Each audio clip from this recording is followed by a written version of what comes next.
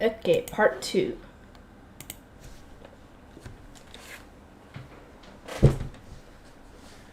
Onward to the library. I had passed all of my classes, meaning I could finally visit the library whenever I wanted. Today was my first opportunity to go there during my free time, and I was so excited that I ended up leaping out of bed before Riarda even came to get me. In my fervor, I made a praying pose in the pitch-black darkness of my room and shouted, "It's Library Day! Praise be to the gods!" which caused a blessing to shoot up into the air. Oh, great. Girl, you need to quit doing that. I scurried back into bed and pretended to sleep, but little did I know my attendants had already gathered for a strategy meeting in a nearby room. Riarda came in with an exasperated smile and reminded me that fake sleeping would not hide the light of my blessing. She didn't help me out of bed, while Lazletta watched on with a warm smile. "You may begin today in the library, milady, but from tomorrow onward you'll need to complete your Harspiel practice first," Riarda warned. Yep, can't get out of that. After breakfast, I would need to have a meeting with my retainers and see off the senior students. I would then have to work with Wolfried to organize reports regarding the progress of the Better Grades Committee. Harspiel practice would follow, and just like in the temple, I would need to keep practicing until third bell. Leaving before then simply wasn't an option. I can't believe this. I passed all my classes and I'm still not free. Boo, boo. During breakfast, we selected who would be accompanying me to the library. Cornelius asked everyone their plans for the day. As we ate, the likelihood was that my least busy retainers, who had also finished most of their classes, were going to attend me. Brunhilde had just completed her written lessons and now needed to prepare for the tea party with the music professors, while Lazletta was studying for her last lesson so that she could accompany me when swords and wives were measured. Hartman had morning classes, as did pretty much all my apprentice nights. All right, looks like it'll be Riarda and Feline then. And Leonore's the only guard knight who's free right now, Cornelius concluded. Cornelius, I am concerned about Lady Rosemine having only one guard knight. I may need to skip my classes for this, but it is my duty to keep... No, Angelica, just no. Go to your classes, Lenore said, interrupting her before turning back to Cornelius. Lady Rosemine is so excited about this that she prayed and gave a blessing first thing in the morning. I cannot bear to keep her any longer. I'll be fine on my own. Yeah, I doubt she'll wait any longer than she already has, Cornelius noted. Oh well, good luck, Lenore. It's no trouble. Hardly any students have finished their lessons this early, she replied with a small smile. Cornelius nodded, then looked at me with the stern expression of a parent about to let their troublesome child out of sight. Lady Rosemine, for the sake of your own safety, please promise me that you'll go to the library only once morning classes have started. Is that acceptable? If you cannot do that, then from now on you will need to wait for more guard knights to become available. I gave a firm nod, a promise. I'd need to wait for Angelica to pass her classes, otherwise, in no way could I survive that. After seeing everyone off, I waited until second and a half bell, which signaled the start of classes. Riarda wouldn't permit me to leave right away, and so I wiggled impatiently in my seat for what must have been an eternity, staring at the door all the while. Okay, I've surely waited long enough, I eventually said. We exited the dormitory and stepped into the pure white hallway outside, which was completely empty now that classes had started.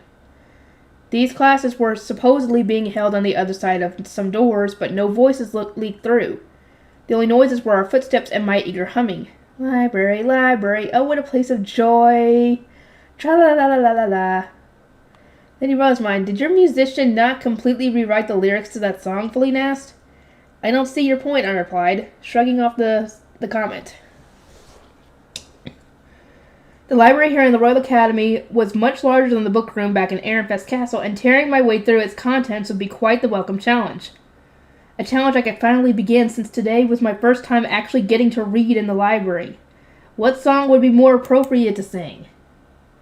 Incidentally, my original lyrics contained Praise be to the gods and Glory be to the gods, but I had replaced them with Tra-la-la-la-la and respectfully, so that I wouldn't accidentally give a blessing. Actually, Lenore, now that I think about it, most apprentice knights seem to have a proclivity for disliking reading. Does that hold true for you too? Lenore, the only one of my guard knights who had been recommended to me based on her intellectual nature, gazed up toward the ceiling. She had the look of a scholar to her, with intelligent blue eyes that carried a thoughtful glimmer. As far as I could tell, it was rare for knights to actually like sitting down with books. The night course seemed to be more for those who preferred moving around. Compared to you, Lady Rosemite, I could hardly call myself much of a book lover, but I suppose appreciate reading more than most knights. In that case, will you read over the documents I find and teach them to the others? I intend to search the library for books on Fae-beasts, as well as study resources written on pre-Civil War tactics and strategies. Our notes from Ferdinand and Eckert have led me to believe that modern classes on tactics and strategies are less substantial than they used to be. I want to find reading materials on Ditter and analysis on Fae-beast weaknesses in the hope that they will prove useful to the apprentice knights.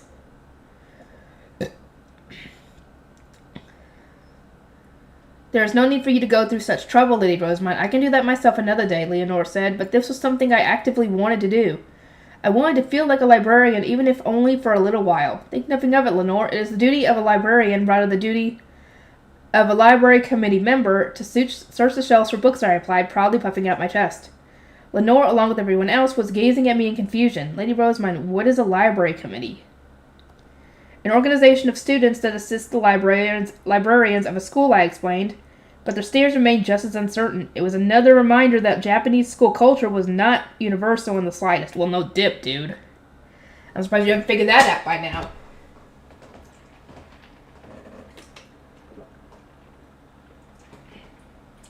Considering all the other things you've tried to establish like it's normal, and people are looking at you like you're crazy. Feline placed a hand on her cheek. So they are like the apprentice scholars who work in the castle, she asked, tilting her head in thought. More or less. I intend to take 2 courses in my top 3rd year so that I can become a librarian, meaning I am going to be both an Archduke candidate and an apprentice scholar, I said, puffing out my chest again. Everyone winced in unison at my sudden declaration. I wish I could say that is too much for you to handle, but... Riarda trailed off, so Feline finished the sentence with a difficult smile. It is hard to call anything impossible when one understands the unmatched fervor Lady Rosemont has for the library. Truly, considering that she actually managed to lead all the first years to pass their classes on the first day, I'm not certain what I should say here, Leonore admitted, giving Feline, one of the first years in question, a sympathetic smile. Ferdinand himself advised me to take both courses, so there is no cause for concern, I assured them. I shall pass them both. Well, I mean, Ferdinand,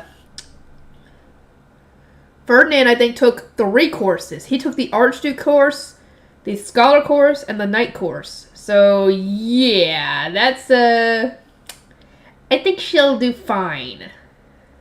Maybe. Milady's here. Milady, welcome. Upon entering the library's reading room, Schwartz and Weiss came out from behind the work counter, their ears wobbling slightly as they walked.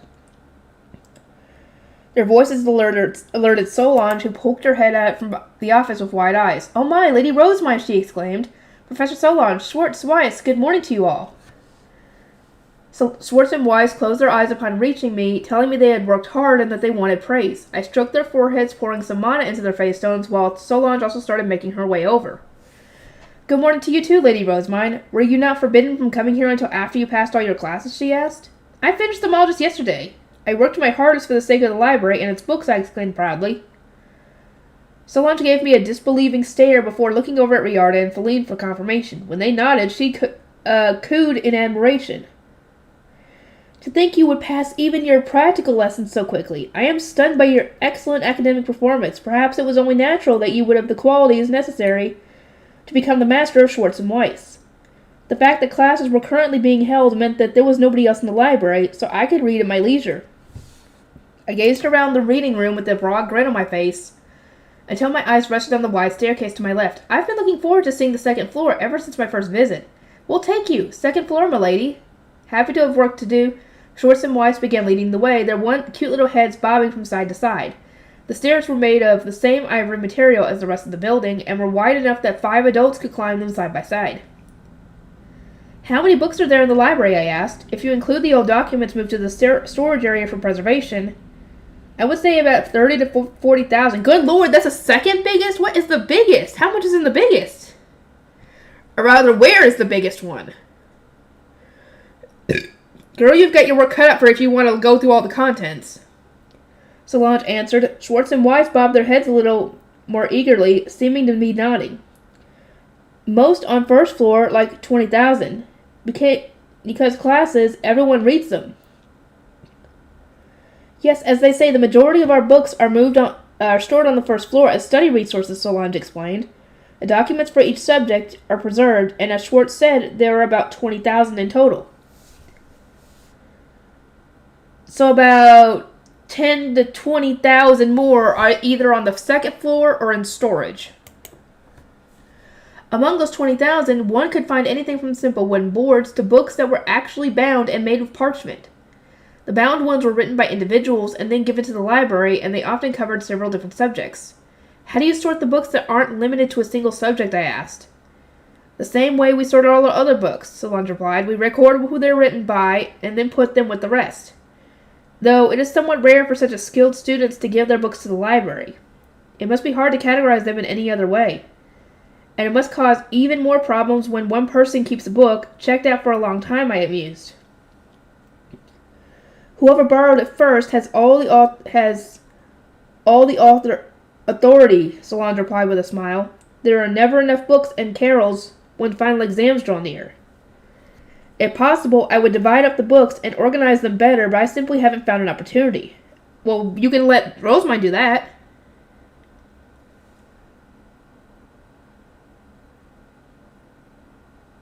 Did I hear the door?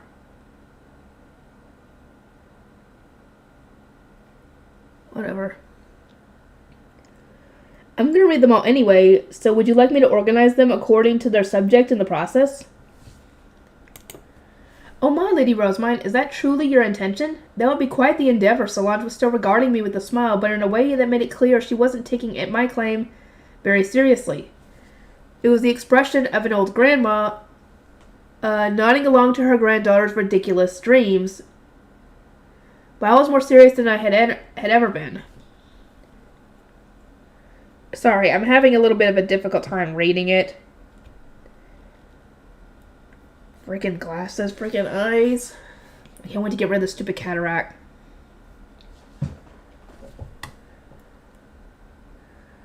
My shoes clinked against the ivory steps until soon enough we reached the top. The sight before me was so glorious that I let out a breathless sigh. The second floor was similar to the first in that there were rows of pillars and windows, but while the first floor had carols and desks between the pillars, the second floor had pairs of sizable bookcases standing back to back. Attached to each bookcase was a writing desk positioned in such a way that received more than enough light. The bookshelves had 3 layers, such that an average adult could reach one layer while standing up, another while seated, and the third while reaching down beneath the desk. The books themselves were chained to the shelves. Oh my stars and garters, it's a chained library, I exclaimed. What was that, Lady Rosemine? I didn't quite catch it. Oh, nothing important. I was simply so moved that I tripped over my tongue. You can say that. The temple's bookroom had similarly chained books. There, the reading desks were slanted, and there were few enough books that they were chained directly to the desk so that they could be opened and read at will. Here on the second floor, however, there were so many books that they had to be chained to shelves instead. The sheer quantity of reading materials almost moved me to tears. Yes, forget traveling to another world. It feels like I've traveled back in time. You kind of have, probably. You both traveled back in time and to another world. The books stacked on the shelves had leather covers and were secured to their chains with metal plating and rivets. Had they been positioned vertically, as one would normally have expected, the metal would scrape against the leather covers of the neighboring books, thereby ruining them. For this reason, the books were usually kept in neat piles so that they could be carefully lifted off of each other instead. This stacking method was also apparently used to prevent the parchment from swelling, something that happened when it absorbed too much moisture. Leather belts were attached to the books to help prevent this as well. I know all this trivia from before, but this is my first time actually seeing it in action. This is so fun that I could dance. Maybe I should. There was no doubt in my mind that once the library committee was established, I would get to share the troubles of past libraries. Share the troubles of past libraries and ponder the future of the library, just as I had always dreamed of doing while reading books about it. Oh, Rosemine, you are so happy.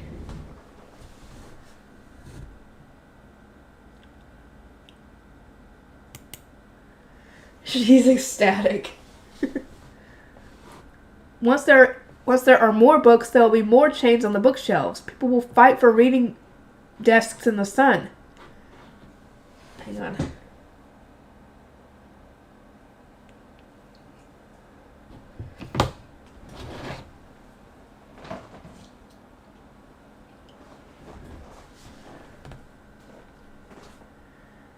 And when several people want the same book, they'll fight over that too. At the moment, it was easiest to read on the desks located at the east and south portion of the library, but picking up and moving the chained books just wasn't an option. If one wanted to read in a bright environment, they would need to time their visit in accordance with the movement of the sun. Due to the limited developments in printing in technology, however, pretty much most of the books here had pretty much none of the books here had duplicate copies. Do people ever butt heads when they both want to read the same book? I asked, trembling with excitement, but Solange casually shook her head.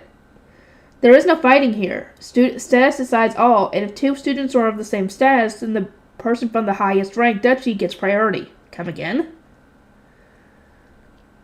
That wasn't good.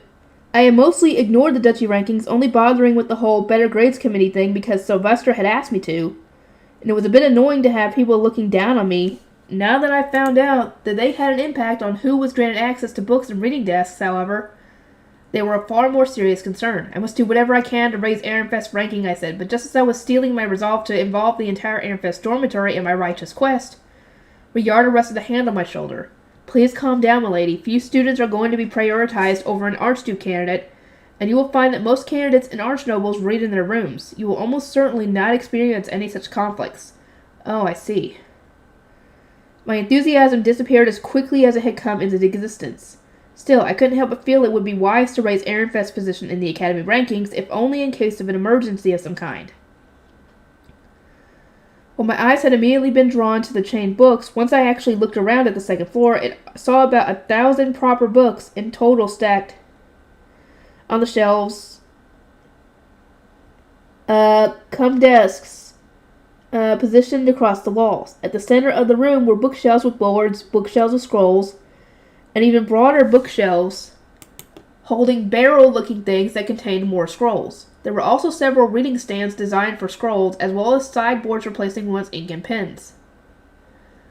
All in all, the second floor looked somewhat chaotic compared to the more organized first floor. Solange gave us a more detailed explanation as we walked.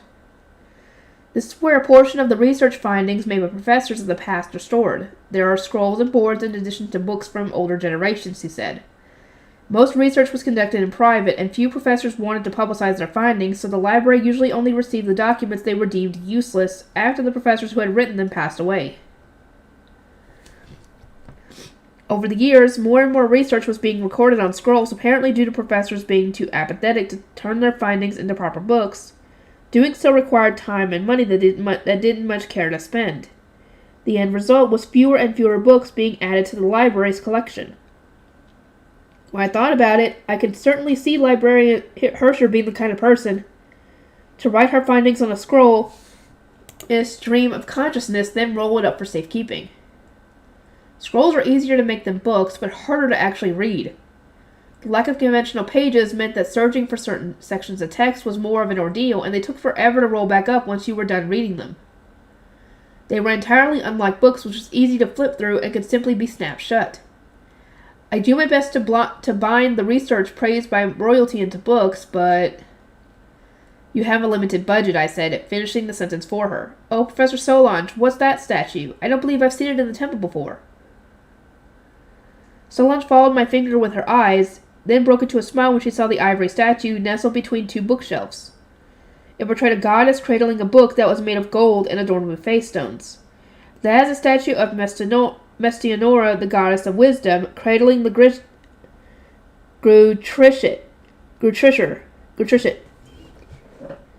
It is thanks to her blessings that the transcribing books of students gather here in the library, she explained.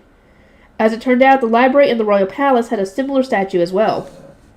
There wasn't one in the Ehrenfest Castle bookroom, so I wonder whether it would be wise for me to prioritize adding one and praying every day for more books to come.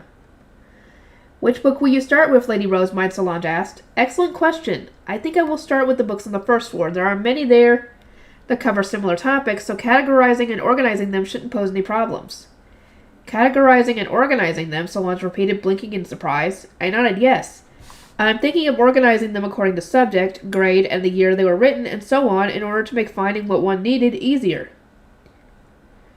There are some subjects that changed greatly after the Civil War, so organizing them according to pre-Civil War and post-Civil War might be prudent as well. You are fond of me doing this, yes? Certainly, but my intention was to record all of the books in the library as I read them, then I would think about how to organize them properly. But if my goal is to organize them, then I'll need stickers of some kind. I wanted to place stickers on the spines of the books while organizing them.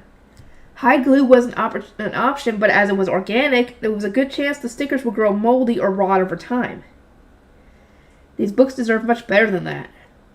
I'll ask Ferdinand when he knows when I get back.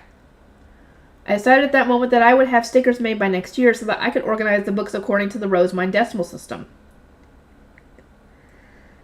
Lady Rosemine, I understand that you are burning with passion to organize the library, but I cannot have an Archduke candidate doing that manner of work.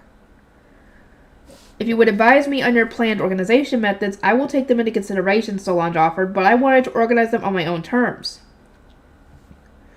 It wasn't something I could put in somebody else's hands so easily. I just needed permission so that I could do what I wanted for my own sake. No, I wish to establish a library committee and fulfill my duty as a committee member. Please allow me to do the organization work. Schwartz tugged on one of my sleeves. Library committee? Explain. Milady, I'm confused, Weiss added, tugging on the other. A library committee is made up of students who would aid the Royal Academy's librarians with their work. I wish to help Professor Solange, I said. Library committee? Milady working? Solange paled the moment she realized what I was suggesting. Her eyes opened wide and she firmly shook her head. Goodness, that would simply be unacceptable. Am I not a men noble and you an Archduke candidate? I could never ask you to work beneath me. I plan to take a scholar course to become a librarian myself one day. So please consider me both an Archduke candidate and a lowly apprentice scholar. Be that as it may, I could never dare to ask so much from you, Solange said, shaking her head even more firmly than before. Riarda sighed and stepped forward, shooting me a sharp glance. Milady, please do not trouble Professor Solange with your selfish desires. My apologies. Do forgive me, Professor Solange. Not once had it occurred to me that my proposition to help out as a member of the future library committee would get so obstinately rejected. I had expected Solange to appreciate the assistance since she saw it was struggling to run the library alone, but that evidently wasn't the case. I am satisfied with just the kindness of your offer, Lady Rosemine. I mean, it's less kindness and more an obsessive compulsion to mark the library as my territory, but okay. With my plans rejected, I yielded and settled for just reading the books. Schwartz and Weiss prepared carols for Feline and me while Riarda went to fetch ink and paper. The sheer amount of reading material made the experience very worthwhile indeed. The first floor of the library contained mostly documents covering classwork. While many of the books went over similar content, the varying skill in their handwriting of those who had produced them meant that no two were completely alike. The more detailed, often used books even had notes and scribbling in the margin that made them especially useful. As I was reading and putting together my register of reading materials, a multicolored glow like light through a stained glass window shone on the pages of my book. It seemed that lunchtime was near. Dang, girl. Let us return for lunch, Milady, Riarda said. I gave back the key to the carrel I was sitting in, after which Schwartz and Weiss cleaned up the books for us. I stroked their face stones and filled them with a little bit more mana. I will return in the afternoon, I said, saying my farewells to Solange before leaving for the dormitory. Now, what can I do to get my library committee made? Solange had turned me down, but I hadn't yet given up my dreams of creating a library committee. I pondered my next move, only to be interrupted as Riarda gave a heavy sigh. Milady, you truly are behind when it comes to proper socializing. In what way? An Archduke candidate should never have made such a blunt request in the middle of the library like that. How should I have asked, then? As Riarda muttered that this was something I should have learned during the 2 years I was asleep, I desperately tried to figure out a more noble-like method of making requests. After thinking things over for a bit, I clapped my hands together. Riarda, shall we invite Lady Solange to a tea party? Where is this all coming from? She asked, blinking with surprise. I chuckled, realizing that this was pretty much just a repeat of the Italian restaurant's test run. While I hadn't really been planning it at the time, everyone had thought I was intentionally buttering up Ferdinand and Sylvester with a lavish feast before making my request. Ferdinand had praised me for finally learning some proper noble methodology, and now I just needed to put that experience to use. I'll hold the tea party, lavish Professor Solange with delicious sweets, and get my library committee made no matter what. Let's see. I want to found the library committee. As soon as I got back to the dormitory, I conveyed to my attendants that I wanted to welcome Solange with a tea party and get the library committee made. I would naturally need them all to be active for the occasion. I now call on your aid in these desperate times, I intoned. Lady Rosemine, we will of course assist you in holding a tea party, but Laisletta trailed off, making troubled eye contact with Brunhilde before looking over at Riarda. Laisletta and Brunhilde would normally say, as you wished, and immediately get to work ironing out the details, but here they were hesitating. I also looked at Riarda, hoping to glean the reason behind their unusual behavior, and she returned my gaze with an expression so stern that I reflexively straightened my back. She was exuding the exact same aura as Benno and Ferdinand normally did right before scolding me. I could sense the thunder she was about to unleash. What is your reason for lavishing Professor Solange? Riarda asked. Up until now, you have kept to yourself and done your best not to make any waves. Do you truly intend to use your authority to pressure someone of a lower status to conform to your desires? What will Professor Solange think when someone she has just met made such a forceful approach? For my part, I didn't quite see how lavishing someone with food connected to using my authority to force their hand. Is it common for nobles to use lavish parties to force other nobles to obey their demands? Ferdinand and Sylvester once told me it was very noble-like of me to make a request after treating them to food. Am I misunderstanding something here? Riarda squeezed her eyes shut before letting out a long sigh. Not entirely, but in this case, yes, you misunderstand. My apologies, I replied, shaking my head. I am by no means an expert here. Riarda looked away from me, instead turning her gaze to Laisletta and Brunhilde. It is easy to forget, since Lady Rosemine has wisdom far beyond her years and is receiving such excellent grades here in the Royal Academy, but she is definitely lacking in social experience due to the 2 years she spent asleep. My boy Ferdinand has also given her a lopsided education due to his arcane priorities. You two now understand that well, correct? Well, also the fact that Elvira and Florencia didn't really teach her about socializing and all that other stuff, because they just tossed her to the sharks, essentially. They gave her a little bit of information and then just tossed her into it. Or took matters into their own hands, like with the Hartfield concert. So, yeah, of course she's going to be a little bit more unaware of some things. But yeah, her guardians did not do well at teaching her.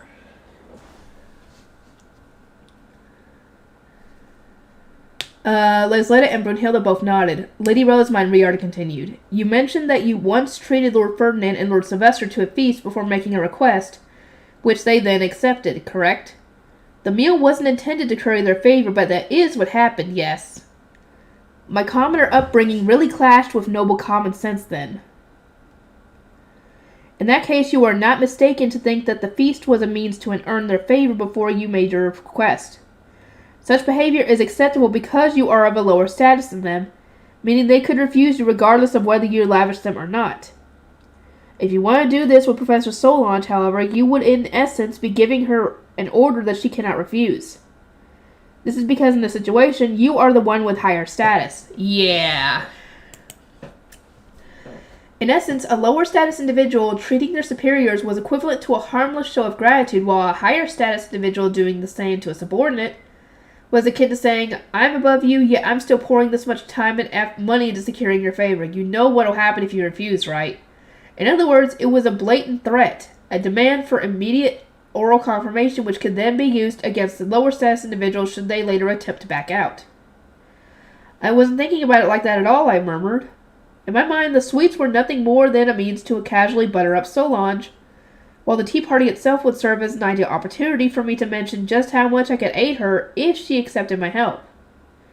I certainly hadn't intended to use my authority to threaten her.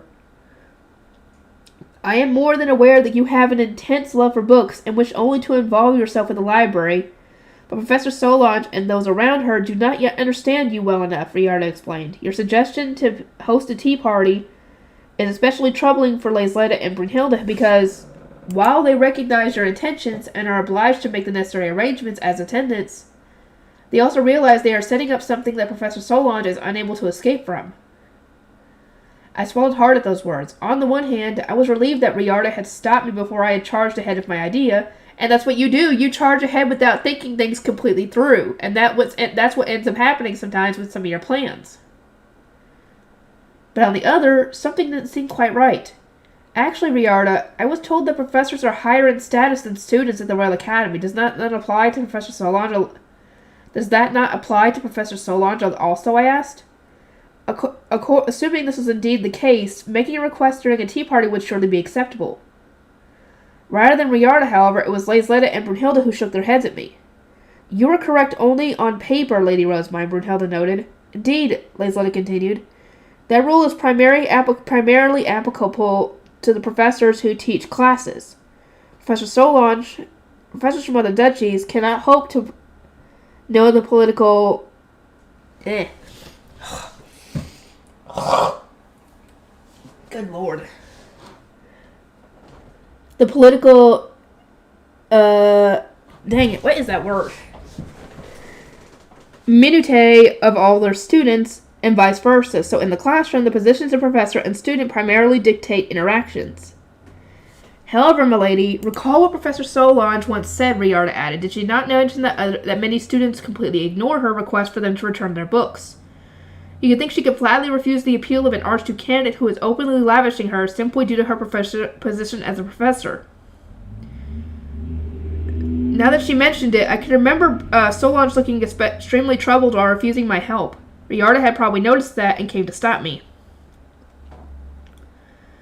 In other words, I was troubling Professor Solange so much that you found it necessary to intervene, Riarda. It is not normal for normally the place of attendants to make themselves known in public settings, but you were causing her so much grief that I wanted to pick you up and leave at once, she replied, and making it more than apparent that she had been sweating bullets from the library all the way to the dormitory. Even with all that aside, you should not be telling Professor Solange that you wish to help her in the first place. Wait, really? Why not? It only complicates matters when the person attempting to help is of a higher status. Try to see the situation through her eyes. Suppose that Lord Sylvester offered to help you with your work, then forced you to use methods completely unlike those you are used to, and started wandering around without ever giving you a moment to yourself. How would that make you feel, milady? I could already picture Sylvester strolling around the temple and the workshop, complaining about how we ran things, in order to do this or that. It was so stress-inducing that I could barely contain my scream. Please never come again! Oh, Sylvester caused her some stress anxiety there. Well, then again, it's Sylvester we're talking about here. I understand your point. As far as Professor Solange is concerned, I must be the biggest pest in the world. I didn't mean anything quite that extreme, but yes, you are to Professor Solange as Lord Sylvester is to you, Riarda observed. I suddenly realized that I had just indirectly called Sylvester the biggest pest in the world, and so I hurriedly attempted to correct myself. Actually, not at all, I said, shaking my head. I am endlessly grateful to my dear adoptive father. I would never consider him a burden for helping me, nor would I wish he would stick to doing his own work. Riarda chuckled along with me, commenting that Professor Solange would have needed to hide her true feelings in a similar manner. I started to feel a little depressed about how troublesome I was clearly being. The perspective you must consider is as follows, milady. What would Lord Sylvester need to do for you to feel comfortable trusting him with work? Riarda asked. But she was pretty much begging the question there. I would never ever feel comfortable trusting Sylvester with any of my work. Ever. I give up on the library committee, I conceded. Now, there's no need to get so glum. How about you try replacing Lord Sylvester with my boy Ferdinand in this scenario? He is already helping you with your High Bishop work, correct? He also gave you advice and is likely altering various processes to make things easier for you. What are your thoughts on that? I imagined Ferdinand lurking around the workshop and giving the Grey Priest instructions. Thinking about it, a lot has changed over the past few years. What with Justice managing the workshop at times, and the Gutenbergs being sent to Haldensville. Not once had I considered that a bother, though. I'd actually be more concerned without Ferdinand helping me. Precisely. It is not necessarily the case that the help of a higher status individual is unwelcome. The key here is to think about the wants and needs of the person you wish to assist. But at the moment, milady, you are thinking only of yourself, Riarda chided. Do you not think Professor Solange would be more willing to welcome your help if you made it clear your actions are going to benefit her? That makes sense, I replied with a nod. In that case, I won't follow through with my tea party idea. No, Lady Rosamond, the tea party is important. I ultimately think holding one is a wise move, Riarda said, causing me to blink in surprise. Okay, now I'm confused. Brunhilde smiled. In the end, it is easier to accept help from someone you know than someone you do not. The tea parties exist precisely to bridge the gap between individuals. You must first start by socializing so that you may deepen your bonds with others.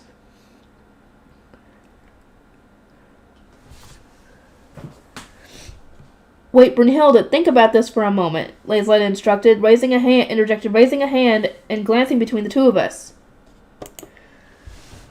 I agree that holding a tea party is a good way to strengthen one's connections, but will this not burden Professor Solange? She is currently the only person running the library. What will happen while she's gone? Lazletta's astute observation turned my enthusiasm from a burning flame into mere embers. Despite all the information I had found out about Solange over the past few weeks, it seems that nothing had stuck with me. Talk about being self-centered. Oh, definitely. How could I have forgotten that Solange was running the library alone? It was hard to imagine she could entrust things to Schwartz and Weiss while she attended a tea party. My selfish desires might have resulted in the library being shut down for an entire day. Sorry, I said, hanging my head. I ain't even come close to thinking all this through yet. Well, no, duh, girl, you were trying to charge ahead without thinking, of course. If you understand that, milady, then start figuring out what to do next. Also, and this is the most important part, make sure to discuss any ideas you have with us first.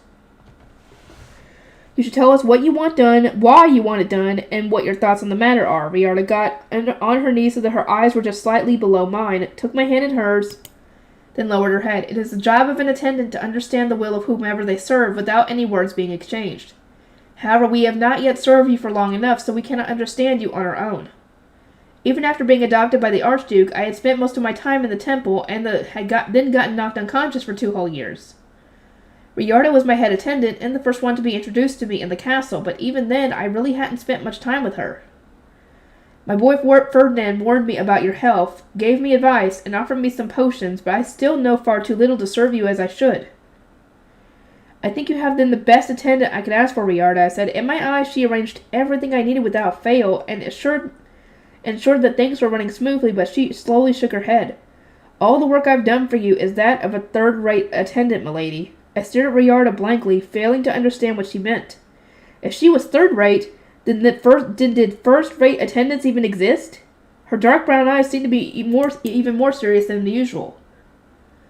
Making life comfortable is the bare minimum expected of an attendant. Third-rates do not implicitly understand the will of those they serve, and so they act only when ordered. Second-rates immediately understand the will of those they serve when ordered, but not before.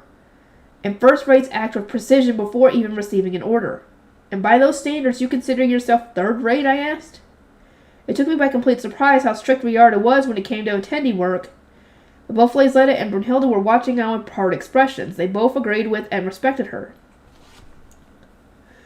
I have served many lords and ladies over my many years. First Lady Gretchen, then Lady Gabrielle. I served Lady Veronica for a time, then Lord Cardstadt at Lord Boniface's request. After that came Lady Georgine, then Lord Sylvester, Riarda began. I couldn't even recognize the first couple of names she listed off, which went to show just how long she had spent in service. I am confident that I was able to perform first-rate work back when I came of age, but for now at least, that confidence has left me. You were raised in the temple, milady, and your thoughts and actions differ inconceivably from the young noble ladies that I have served and come to know in the past. It seemed that even when she used all her knowledge and experience to try and predict my intentions, I could still take her by surprise, catching her off guard, and with thoughts that she simply could not fathom even after asking me directly. The way you prioritize books over your health, your approach to improving the students' grades, your understanding of tea parties, those are countless situations where I simply cannot grasp your thoughts and intentions, Riarda continued. Of all the people I have served over the years, none have posed more of a challenge than you. From her perspective, I was extremely unbalanced and near impossible to predict. There were times when I effortlessly left those around me and easily could accomplish feats that most adults struggled with, but also times where I was ignorant of things even baptized children knew about, sending all those around me into a panic. I cannot predict the gaps in your knowledge, nor can I guess what you lack or need to improve on. With you, I am in a constant state of grasping at straws, Riarda finally concluded. Not once had it occurred to me that I was placing such a heavy burden on Riarda. I thought back to everything I had done since coming to the Royal Academy, and cringed as a newfound sense of guilt washed over me. Most people I had been with up until now understood my obsession with books. Lutz and Ferdinand even knew that I had lived another life before becoming mine, so they would stop me the moment I started doing something blatantly abnormal. Here, though, there was nobody to correct my misunderstandings. That much should have been obvious, but it had taken me until now to realize. The blood drained from my face. I knew from experience that my authority could make even minor misunderstandings blow up into serious incidents. What I am most afraid of, milady, is following your orders to the letter and then bringing about a result entirely unlike what you wanted. Attendants exist to support those they serve, but if we cannot understand your intentions, we cannot do good work, so please, milady, communicate with us. Now that Riarda mentioned it, there weren't even any people here to nag me about providing regular reports. It dawned on me that I was slacking on the whole keeping everyone informed side of things. In that case, Riarda, I wish to establish a library committee and serve as a committee member. What should I do to accomplish this? Please tell me how an Archduke candidate should make such a request. Riarda looked at me with a difficult frown. First, milady, you must make it perfectly clear what you want from Professor Solange. What is this library committee? What purpose does it serve? And what do you want to do as a member? Keep in mind that when it comes to running the library, she already has enough help from Schwartz and Weiss. During the winter, the library was largely tasked with registering new students, lending out books, and managing the carols. The work done during the other seasons did not require the help of an Archduke candidate. Milady, I recall your discussion with Professor Solange. Do you simply want to help with the menial work, or do you hope to do something more? You spoke much about organizing the books, but your explanation was quite vague. I fell into thought. Trying to be sneaky or hide my intentions under layers of euphemisms probably wouldn't work. I simply needed to say what was on my mind. I greatly dislike how the books in the library are arranged almost at random, without a clear organizational structure in place. I want to introduce the Rosemine decimal system and organize all the books in accordance with it, thereby making reading materials easier to find, then recover any lost books. That is much more than providing simple assistance, milady. What you are proposing amounts to outright running the library, Riarda said, quite clearly exasperated. Lesletta and Brunhilde, meanwhile, were looking at me with conflicted expressions, exuding both weariness and worry. Lady Rosemine, they said, I imagine Professor Solange was quite troubled to hear you framing such large-scale reforms as basic help. In an uncharacteristic development, it seemed I had tried to do something very brash and thoughtless. Will reforming the library really be that much of a struggle, I asked. I was hoping it would be a fairly simple process once I got to know Professor Solange better. Back in my Arano days, my work helping out as a library committee member and my general friendliness with the librarians had resulted in me receiving quite favorable treatment. The books I wanted to get were almost always prioritized, and newly returned ones were always put to one side before going back on the shelves in case I wanted to take them out myself. All in all, it had been a grand old time, but it didn't seem like the library here was going to be quite so generous. Oh God, no, girl. No, it's not going to happen. If you wish to be so deeply involved in managing the library, milady, it'd be much easier for Professor Solange if you made the request as Schwartz and Weiss's master. Have her negotiate with the sovereignty for permission to grant you of special authority. If she succeeds, you can manage things however you like without it being an issue. Riarda had phrased it quite casually, but I got the feeling that managing the library with permission from Solange's superiors was a lot different from founding a library committee. Milady, are you thinking that you would rather work with Professor Solange as friendly associates rather than under orders from the sovereignty? Riarda asked. Yes, I want to be able to have discussions with her about what is best for the library when it comes to organizing books, and about the ideal method to implement. I wouldn't want to simply order her around, I responded. Riarda gave an understanding nod. In that case, you should convey your thoughts to her, and convince her of your case, such that she will be compelled to request from the sovereignty permission to implement the reforms. And to that end, socializing is going to be necessary.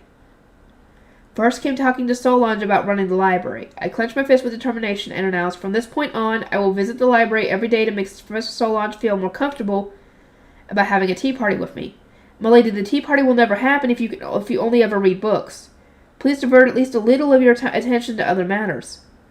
It seems that the road to becoming an official member of the Royal Academy's library committee was still a long way off. For now, I suppose that I would need to make do with everything being unofficial. Let's see. Okay, I'll have to end things off here, and I'll see you guys next time.